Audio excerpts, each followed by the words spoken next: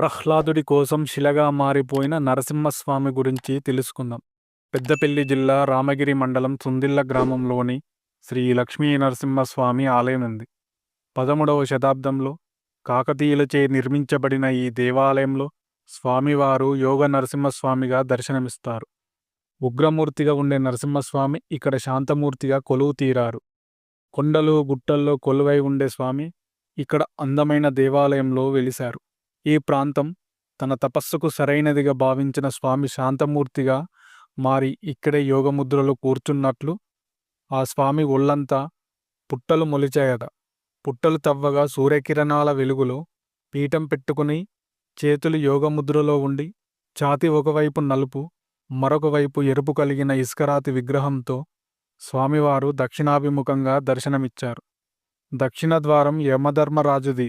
అందువల్ల ఈ వైపు ఉన్న దేవాలయంలోకి ప్రవేశిస్తే యమబాధలు ఉండవని భక్తుల నమ్మకం. 900 ఏళ్ల చరిత్ర కలిగిన ఎంతో పురాతన ఆలయంగా పేరుగాంచిన ఈ ఆలయానికి చాలా ప్రత్యేకతలు ఉన్నాయి.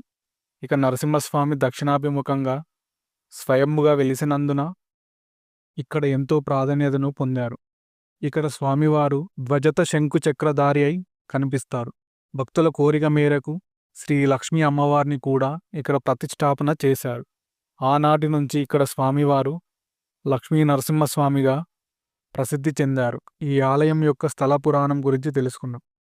తనను నమ్మి పిలిచిన భక్త ప్రహ్లాదుడిని కాపాడేందుకు మహావిష్ణువు ఎత్తిన అవతారమే ఈ నరసింహస్వామి అవతారం. భక్త ప్రహ్లాదుడి తండ్రి అయిన హిరణ్యకశపుడిని లక్ష్మీ నరసింహస్వామి వధించి ఉత్తరాదిముఖంగా వెళ్తుండగా ఆ స్వామిని ప్రహ్లాదుడు వెనుక నుంచి పిలుస్తారు.